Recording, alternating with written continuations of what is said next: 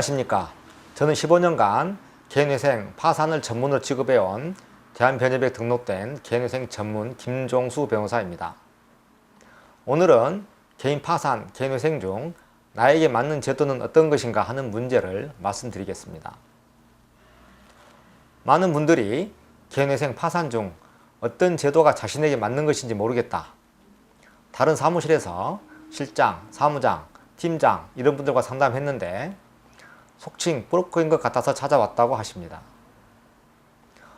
변호사님과 직접 상담했는지 하고 물으면 변호사님은 법정에 갔다. 자신들이 알아서 한다면서 변호사와의 상담을 막았다고 합니다. 그런 사무실에서는 어느 한쪽으로 유도하는 경향이 있습니다. 브로커들이 변호사로부터 이름을 빌리다 보니 경험이 부족하고 어느 한쪽 사건을 모르기 때문입니다. 법무사 사무실도 마찬가지입니다. 개인 파산과 회생 중 어떠한 제도를 이용할 것인지 문제는 소득이나 재산, 나이, 건강, 부양가족 수, 면책 불허가 사유, 국세 등 우선 채권의 금액 등 여러 요소에 따라 다릅니다. 보통 젊고 건강하고 소득, 재산이 있는 경우는 개인 회생을 신청하고 그렇지 않은 경우는 개인 파산을 신청하는 경우가 많습니다. 어떤 사무실에서는 30, 40대는 젊기 때문에 개인 파산이 안 된다고 하는데 항상 그렇지는 않습니다.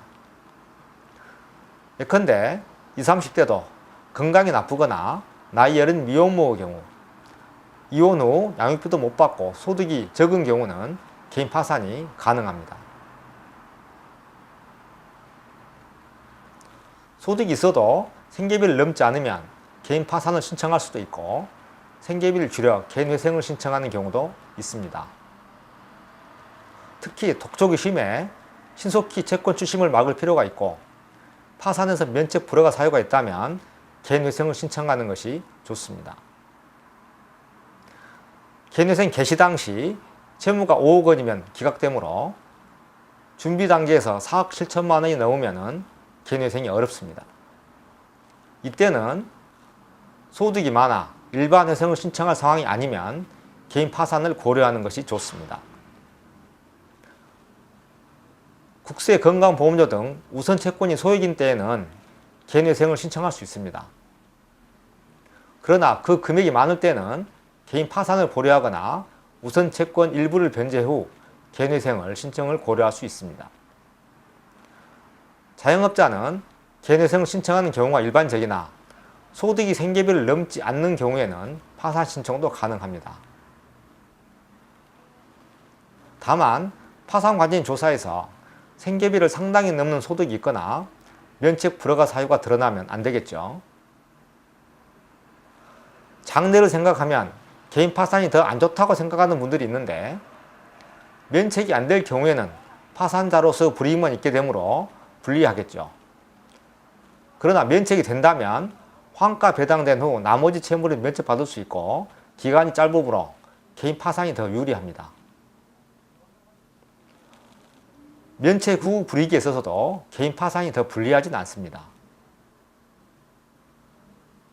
일반적으로는 개인 파산이 개인 회생보다 유리하고 개인 회생이 개인 워크아웃, 특히 프리 워크아웃보다 유리합니다. 그러나 개인 회생도 변제 기간이 3년으로 단축되어 개인 파산과의 차이는 적어졌습니다. 상당한 재산이 있는 경우에는 개인 파산이 개인 회생보다 꼭 유리한 것은 아닙니다.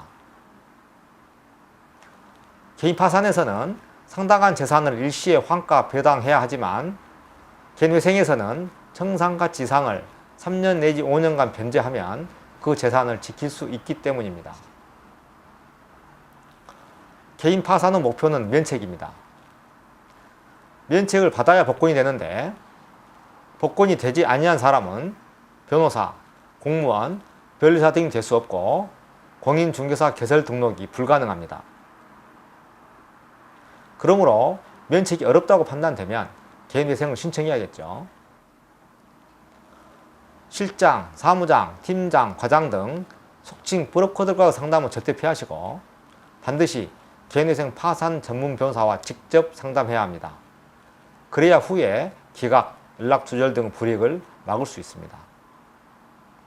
저희 사무실은 제가 직접 자세하고 객관적으로 상담을 해드리고 서류 검토도 해드립니다. 저에게 직접 전화하시거나 방문하여 자세한 상담을 받으시기 바랍니다.